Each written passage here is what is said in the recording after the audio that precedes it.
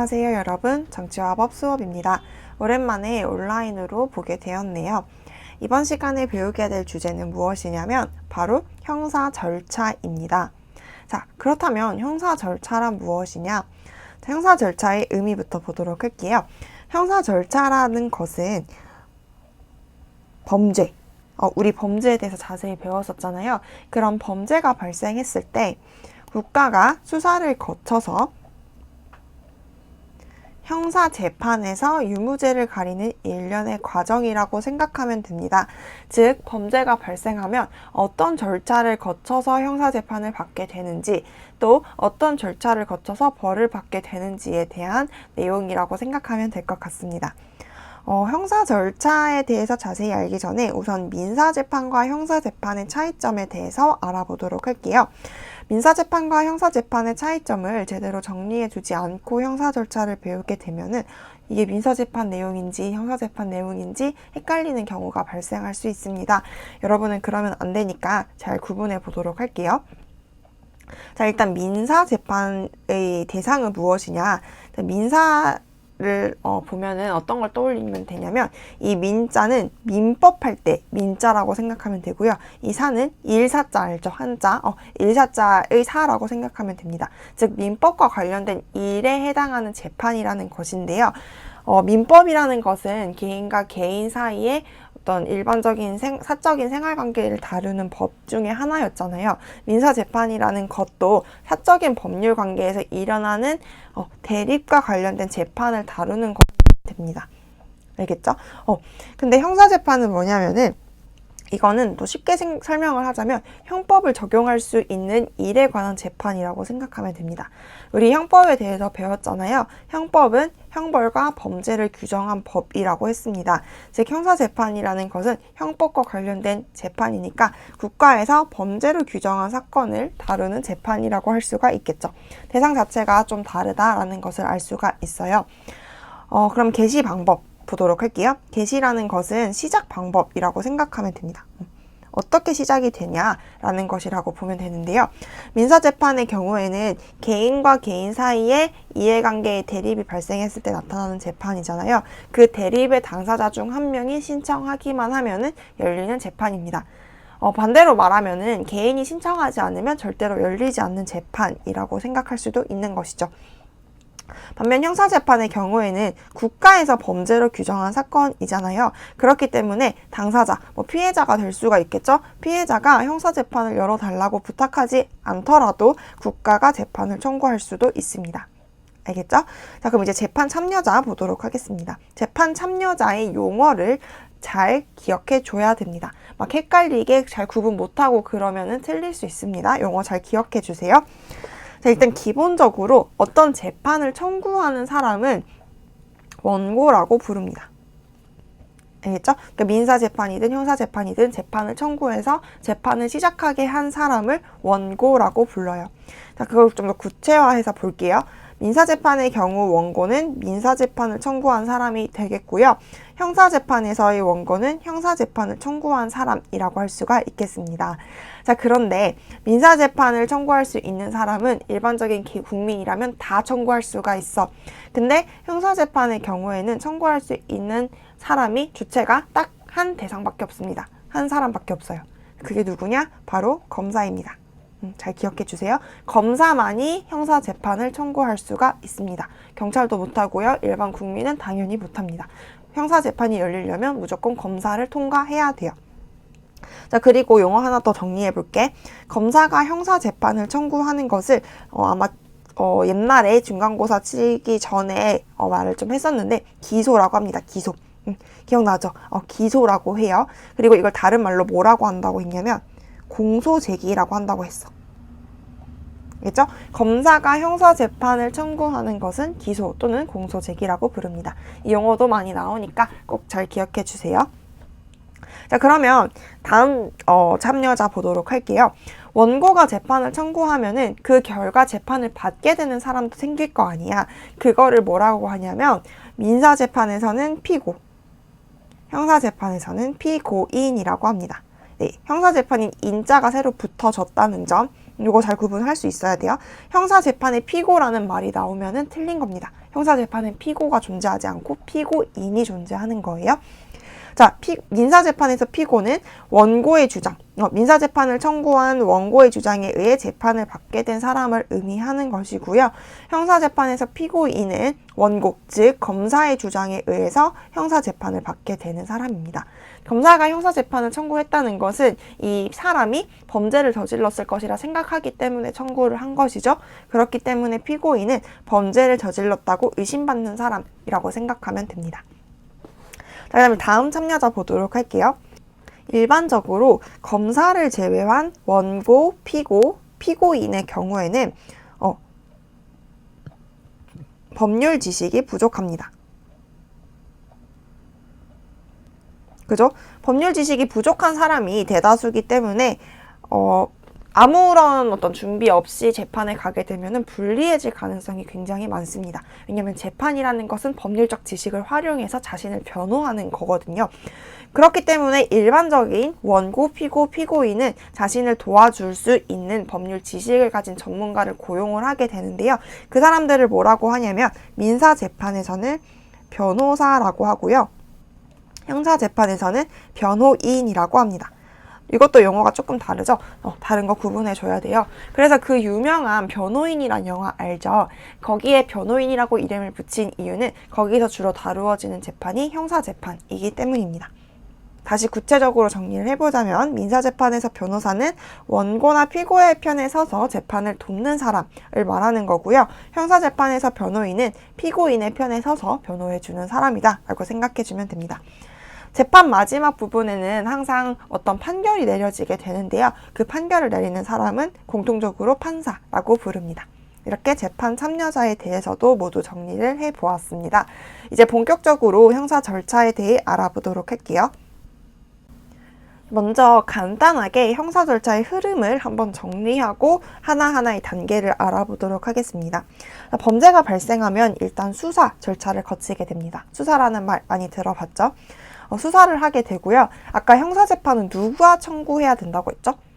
검사가 청구한다고 했죠. 그렇기 때문에 이게 형사재판에 넘어가려면 무조건 검사를 거쳐야 됩니다. 그래서 검찰에 송치를 하게 돼요.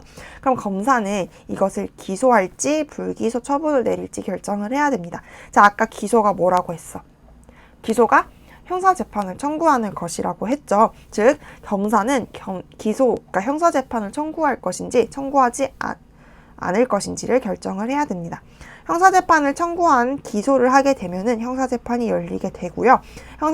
긴 형사재판 절차를 거치게 되면은 판사가 마지막에 형을 선고하게 되는데 그 형은 유죄 또는 무죄가 되게 됩니다. 네, 별로 어렵지 않죠?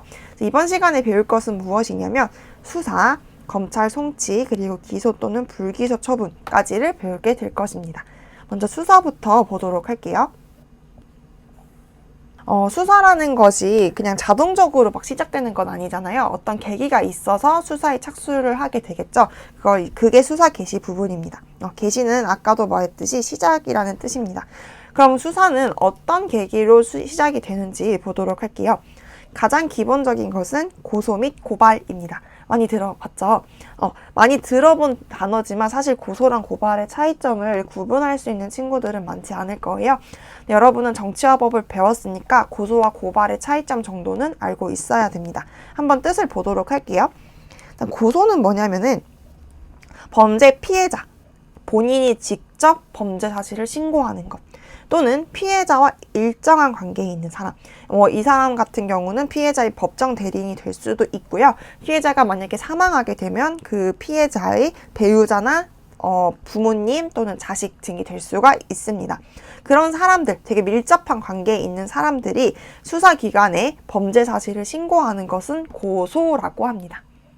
알겠죠? 자, 그럼 고발은 무엇이냐? 고발은 피해자 이외의 사람, 제3자, 이 범죄 사실과 전혀 관련이 없는 제3자가 수사기관에 이런 범죄가 일어났습니다 라고 신고하는 게 고발입니다.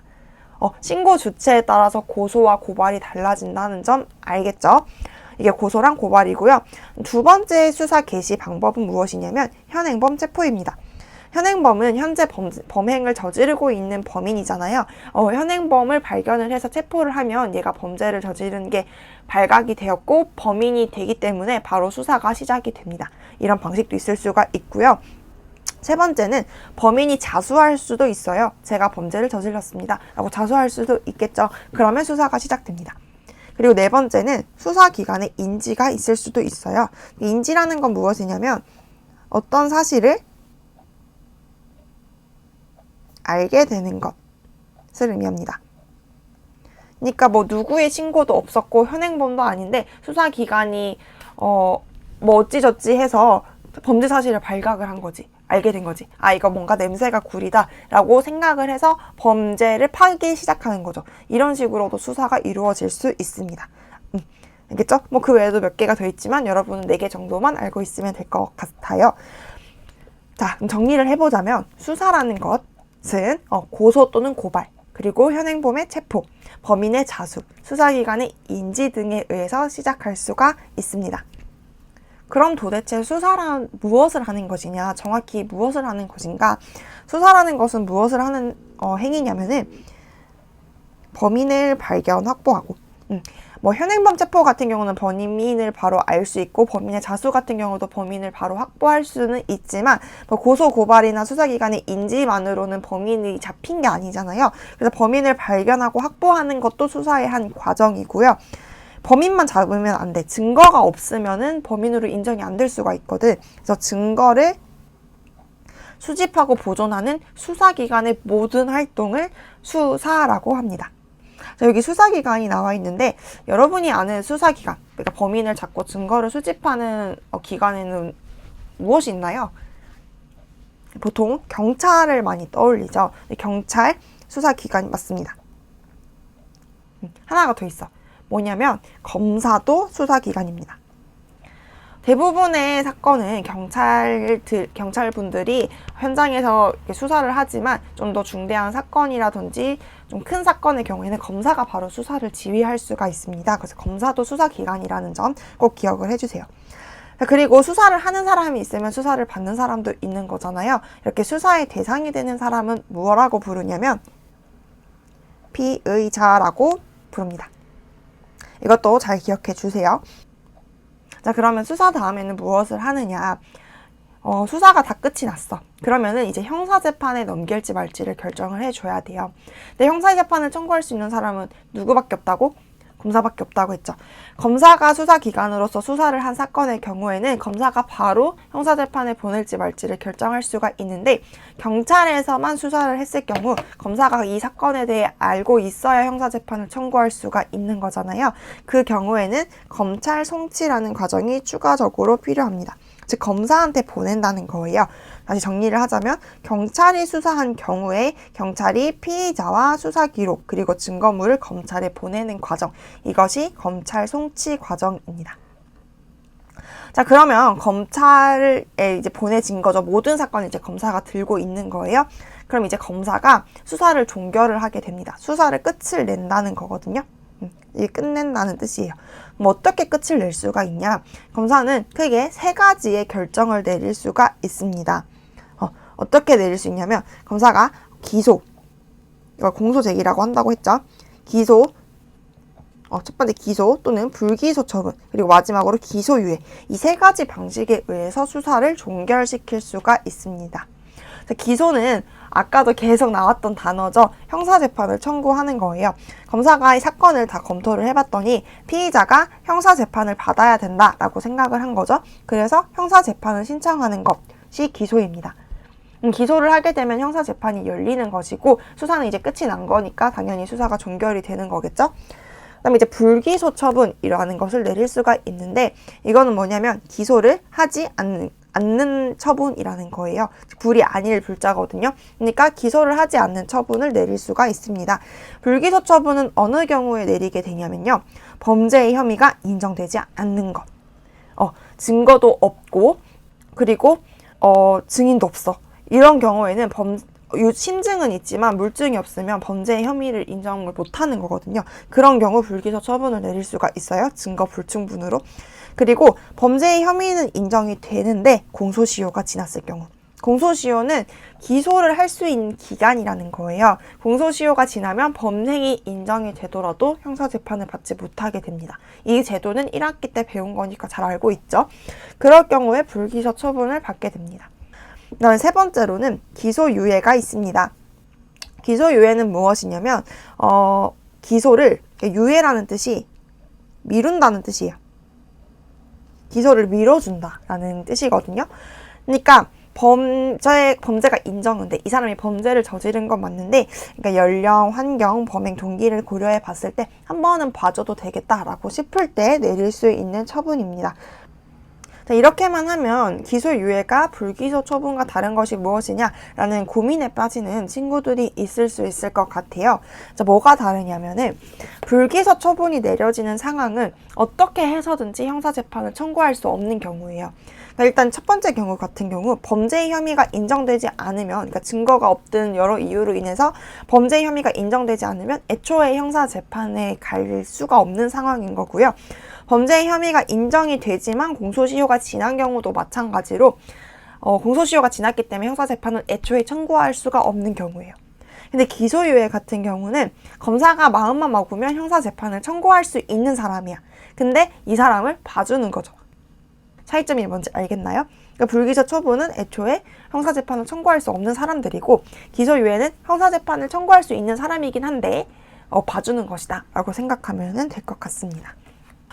검사는 기소, 불기소 처분, 기소유예 3개 중에 하나를 선택할 수 있고, 이 3개 중에 하나를 선택함으로써 수사는 끝이 나게 된다는 점 잘 기억해 주세요.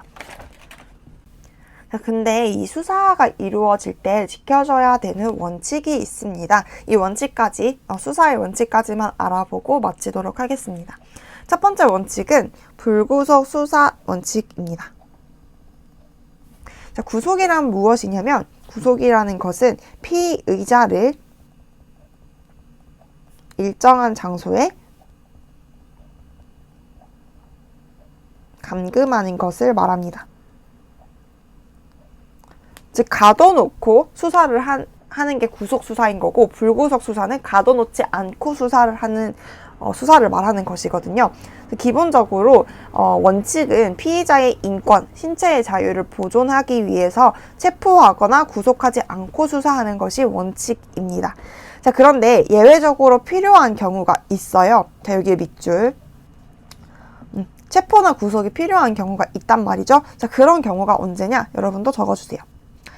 크게 두 가지가 있는데, 피의자가 가둬놓지 않으면 도망칠 것 같은 거지. 도주 또는 증거를 없앨 것 같은 거지. 증거 인멸에 우려가 있는 경우.